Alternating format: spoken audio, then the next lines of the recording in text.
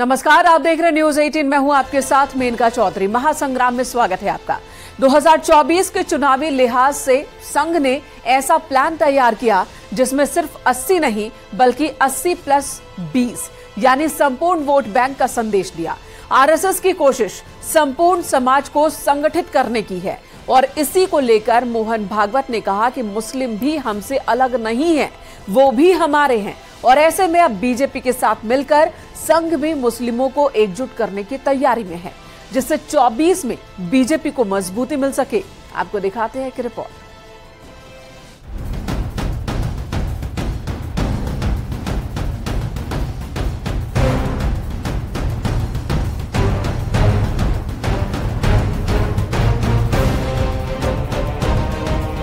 चौबीस के रण में बीजेपी और आरएसएस ने वो प्लान तैयार किया है जिससे हिंदू के साथ अब मुस्लिम भी साथ आने वाले हैं।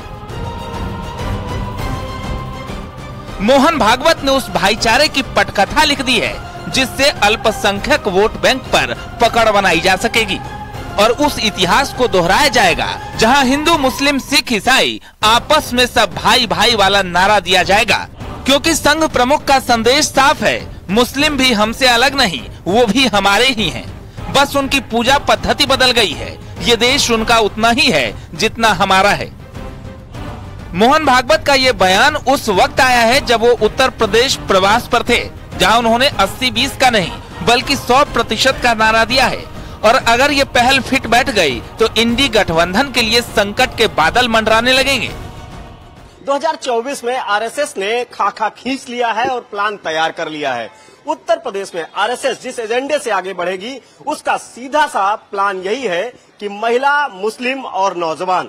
आरएसएस ने लगातार, जो आरएसएस के चीफ रहे उन्होंने बैठकें की। 5 दिवसीय इस प्रवास के दौरान आरएसएस चीफ ने सीधे तौर पर महिला, मुसलमान और नौजवान पर फोकस किया। यानी कि आरएसएस चीफ ने सीधे तौर पर अपने तमाम पदाधिकारियों से कहा कि मुस्लिम समाज हमसे अलग नहीं है और उसको जोड़ना है।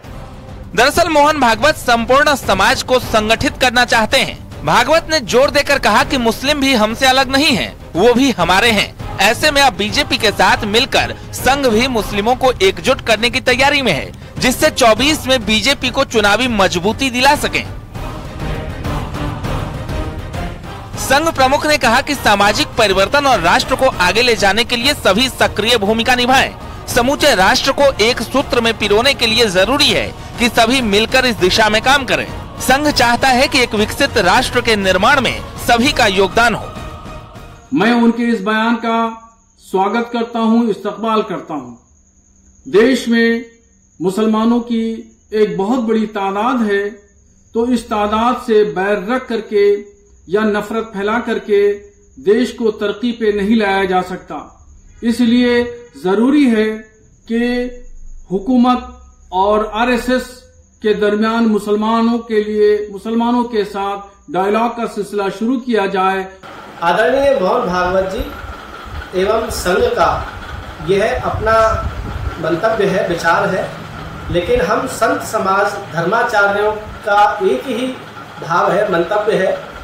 हम लोगों ने, हिंदुओं ने, सनातनियों ने मुस्लिमों को साथ लेकर चलने का बहुत पहल की है, भाईचारा खूब निभाया है, लेकिन ये लोगों की तरफ से कोई भाईचारा नहीं निभाया जाता। 2024 से पहले मोहन भागवत की कोशिश ज्यादा से ज्यादा लोगों को संघ के साथ जोड़ने का है और उन्नत राष्ट्र की नींव को और मजबूत करने का है। उन्होंने समाज के उत्थान के लिए स्वयं सेवकों के किए जा रहे कार्यों का हवाला देते हुए सभी को इसके साथ जोड़ने की अपील की और लगे हाथ मुस्लिमों को भी संदेश दे दिया जो चुनावी पटल पर अटल साबित होने वाला है। Bureau report, news 18।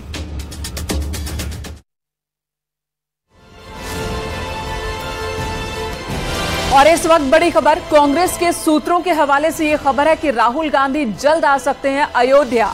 प्रधान पुजारी से मिलेंगे राहुल गांधी और उनके प्रतिनिधि ने मुलाकात की है, ये खबर आ रही है। रामलला के प्रधान पुजारी से ये मुलाकात हुई, रामलला के दर्शन कर सकते हैं राहुल गांधी। ये बड़ी खबर सूत्रों के हवाले से आ रही है। तो राहुल गांधी अयोध्या आएंगे, रामलला के दर्शन करेंगे, ये बड़ी खबर इस वक्त आ रही है कांग्रेस सूत्रों के हवाले से।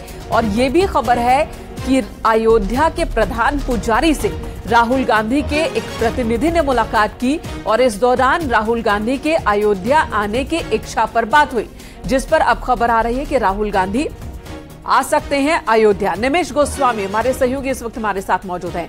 निमेश, अयोध्या राजनीति के केंद्र में लंबे वक्त से रही, 24 नजदीक है तो जाहिर सी बात है अयोध्या को कोई भी नजरअंदाज नहीं कर सकता।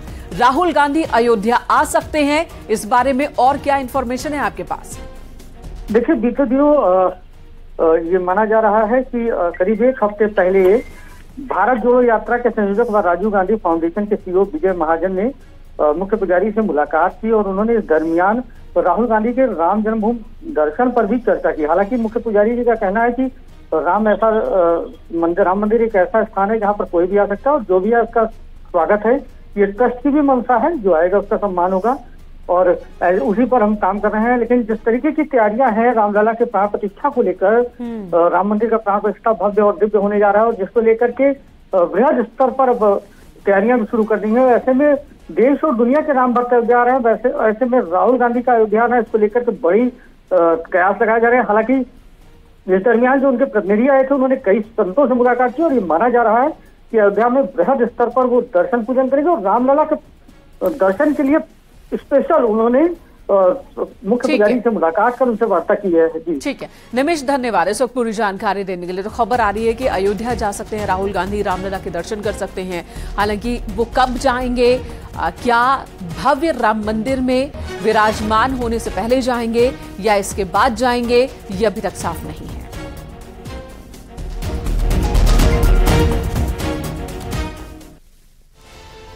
मुस्लिमों के प्रति आरएसएस और बीजेपी का झुकाव समाजवादी पार्टी के लिए तनाव की स्थिति पैदा कर चुका है, क्योंकि राम मंदिर और क्योंकि रामपुर की बात कर ले, रामपुर और स्वार में हार को कबूल कर पाना भी अखिलेश के लिए आसान नहीं है।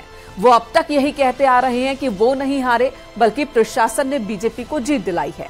अब छिटकते मुस्लिम वोट बैंक की चिंता भी अखिलेश को सताने लगी है और इसी डर में एसपी सांसद शफीकुर रहमान बर्क मुस्लिमों को भड़काने में जुट गए हैं।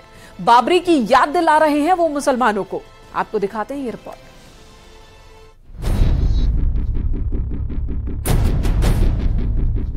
उत्तर प्रदेश में समाजवादी पार्टी अब उस मुद्दे को धार दे रही है जिससे मुस्लिम वोट बैंक को पाले में किया जा सके, क्योंकि रामपुर में हार और स्वार में दरार ने अखिलेश यादव की चिंता बढ़ा दी है। तभी तो समाजवादी पार्टी के सांसद अब लव जिहादी राग छेड़ चुके हैं। अच्छी चैन की जिंदगी गुजारते थे तो इस किस्म की नफरत हिंदू मुस्लिम और ये सारी नफरत नहीं थी। ये सब देन ये बीजेपी की तो है और इसकी आरएसएस की देन है असल तो जी। तो आज ये जो कुछ भी हो रहा है मुल्क के अंदर या ये जो दहशतगर्दी फैली हुई है और जुल्म और ज़्यादती हो रही है, तो क्या ये जायज़ है?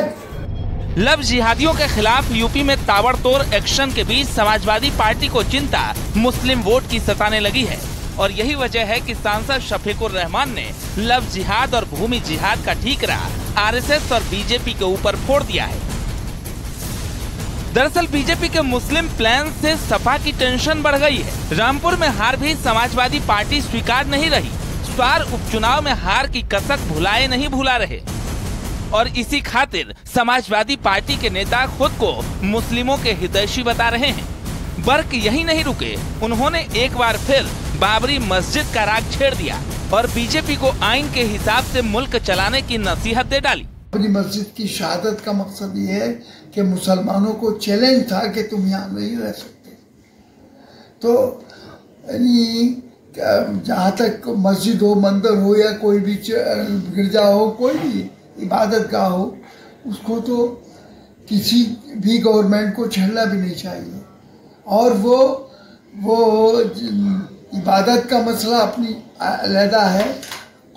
हर कौम हर मजहब के एतबार से अपने अपने हिसाब से इबादत करते हैं, पूजा करते हैं। यहाँ पर डेमोक्रेसी है, जमहूरियत है, उसके खिलाफ सारी कार्रवाई हो रही है। हालांकि बात अगर मुस्लिम वोट बैंक की हो रही है तो असदुद्दीन ओवैसी भी उत्तर प्रदेश में मुस्लिमों को साधने के लिए हाथ आजमा रहे हैं और उन पार्टियों पर निशाना साध रहे हैं जो बात तो मुसलमानों की करती है लेकिन मौका आने पर पीछे के दरवाजे से निकल जाते हैं। ये कांग्रेसी ऐसे हैं, समाजवादी लालू की पार्टी अरे तुम लफ्ज मुसलमान का नाम लेने से डरते पार्लियामेंट में। मैंने खड़े होकर कहा कि मुसलमान खवातीन को, ओबीसी खवातीन को रिजर्वेशन मिलना चाहिए। अरे तुम खवातीन के खिलाफ भी हो और मुसलमानों के भी खिलाफ हो, तुम ओबीसी के भी खिलाफ हो, तुम मुसलमानों के भी खिलाफ। खैर, अखिलेश के पीडीए फॉर्मूले में सवर्ण को छोड़कर मुस्लिमों का भी जिक्र है, जिसे साधने के लिए एक बार फिर जोर लगाया जा रहा है। हालांकि अखिलेश का MY फॉर्मूला अब तक सुपर डुपर फ्लॉप ही रहा है। ऐसे में शफीकुर रहमान बर्क के बयान के मायने क्या हैं, ये बड़ा सवाल है। Bureau report, news 18।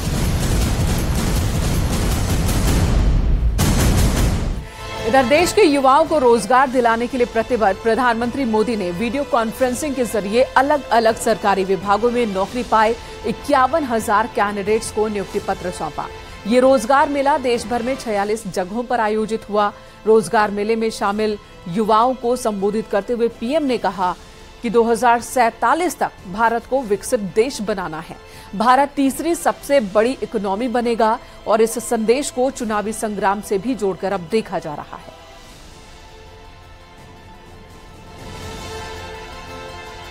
अपेक्षाएं बहुत ज्यादा है। आप खुद देख रहे हैं कि नया भारत आज क्या कमाल कर रहा है। ये वो भारत है जिसने कुछ दिनों पहले चंद्रमा पर अपना तिरंगा लहराया है। इस नए भारत के सपने बहुत ऊंचे हैं। देश ने 2047 तक विकसित भारत बनने का संकल्प लिया है। अगले कुछ वर्षों में हम तीसरी सबसे बड़ी इकोनॉमी बनने वाले हैं। आज जब देश में इतना कुछ हो रहा है तो उसमें हर सरकारी कर्मचारी की भूमिका बहुत ज्यादा बढ़ने वाली है। आपको हमेशा सिटीजन फर्स्ट की भावना से काम करना है। यहां रुकेंगे एक ब्रेक के लिए, खबरें जारी हैं।